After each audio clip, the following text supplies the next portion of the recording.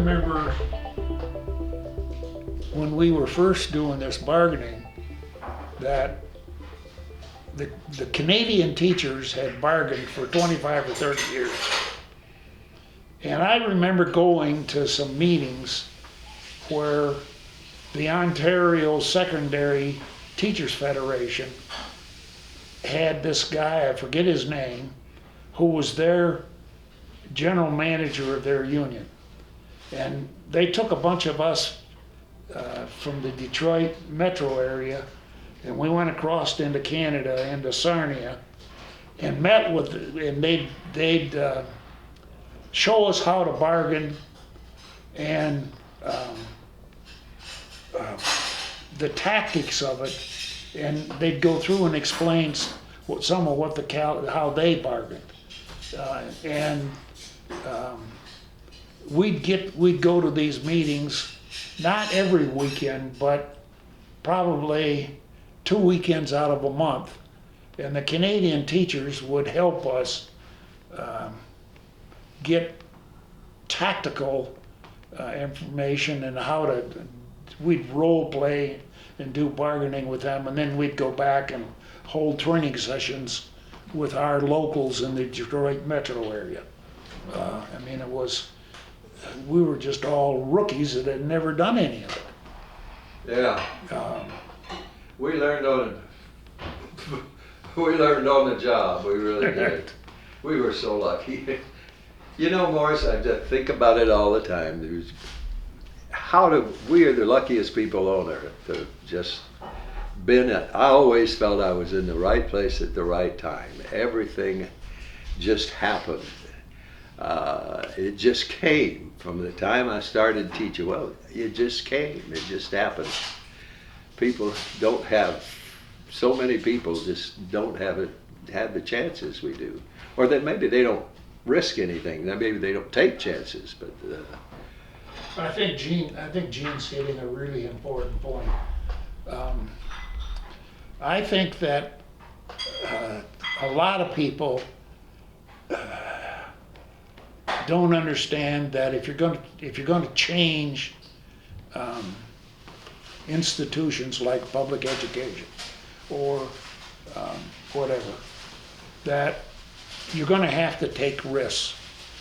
And I don't think enough people understand that how important taking some risk is, and getting in a group to be united is as Gene says.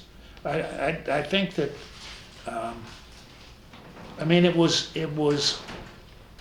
at the time I remember doing this, there were a lot of women that frankly were tougher than a lot of men. a lot tougher. I mean, if it got down to a really important issue like should we have some student participation in decision making, or should we is it important to have class sizes be a certain size? The women teachers would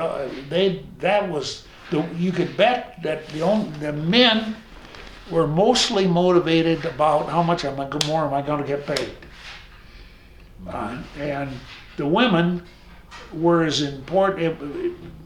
Pay was important to them, but it was also very important to them about the education of the children and problems that the schools were making time after time after time after time. Yeah.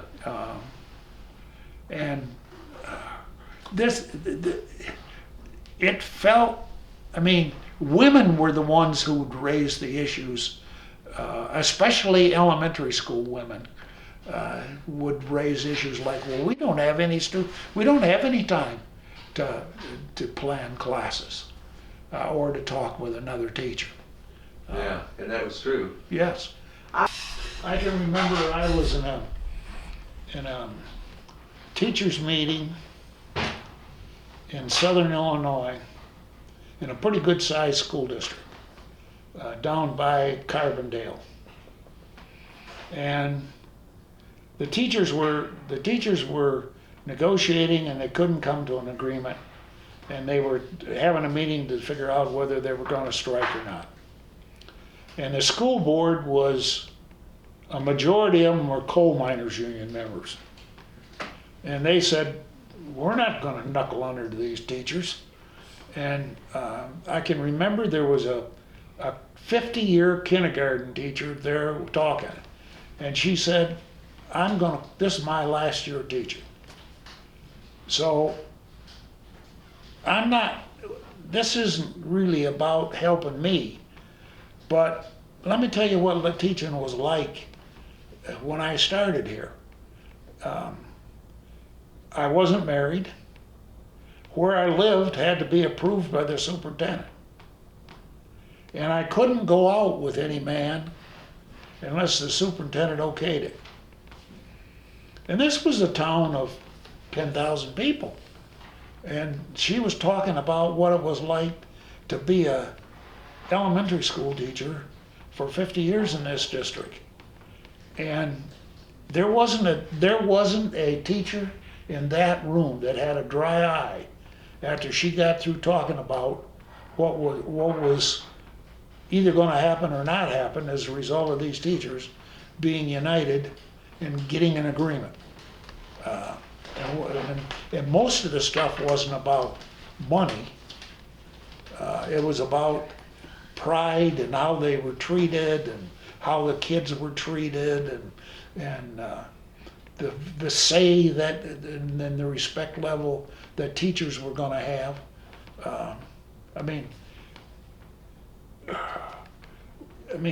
I just think I think all this conversation that the unions all they wanted was money we didn't do a very good job of marketing how much change we helped occur in education, as opposed to the school boards and the guys beating up on us on the markets. This is just money grubbers. Yeah. And I think the profession became a lot better when teachers were given a say. And at least they were consulted about something before the decision was made. Yeah, I think how all of this happened is partly because of the GI Bill. Up until World War II and shortly afterwards, teaching was about 90% women and 5%, maybe 10% men. And during the GI Bill, there were 2 million soldiers that came back and got an education, and most of them were from lower middle class homes. And they came out and they looked at teachers and they said, that's a profession, that's something respectable, that's something worthwhile, that's something that'll make the world a better place. Maybe I'd like to do that. And in those days, most teachers were women, and these men flooded in like 35% over a 5 or 6 year period of teachers became men, and mostly veterans. And they didn't understand that those women were professionals because most of them met a man who was a professional and got married when they graduated from college as a result of knowing somebody who was helping support them, and they were married. And or 2 or 3 women would live together and share their living quarters and could live a fairly well life. And all of these men came back into a women's profession like nursing and started trying to teach. And in those days, a man was supposed to be able to support a family, let his wife stay home and raise the kids, and there was no damn way you could do that. The first year I taught, I had 3 kids. I was working full time when I finished college at the Lincoln Mercury Assembly Plant in Wayne, Michigan. And my take-home pay dropped to like $30 a month from what I was making before. And in the summertime, it stopped altogether for 10 weeks. And that was devastating. It was just plain devastating. And I think all those other men were suddenly in a position where they just couldn't act. And I think they moved to start organizing. And I know we just 4 or 5 of us got together, people who were of the same mind, and we talked, and it wasn't hard at all. It just grew, just like fire, It was amazing how easy it was to do. I think that's why we were taking on a women's profession, and we were changing it. And the men were caring about wages and health care and things like that. But the women who were in there that had plenty of money from their